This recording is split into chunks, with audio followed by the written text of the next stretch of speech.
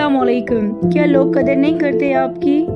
एक बात याद रखें, आपकी जहाँ कदर नहीं होती आप वहाँ मत जाएं। लोग आपकी कदर नहीं करते तो क्या हुआ, अल्लाह तो है ना आपके साथ, वो तो करता है ना आपकी कदर। वो तो आपके साथ हर वक्त है जहाँ भी आप हैं। आपकी एक एक आवाज़, आपकी एक एक बात जो आपने अपने रब से शेयर करते हैं वो तो सुनता है ना।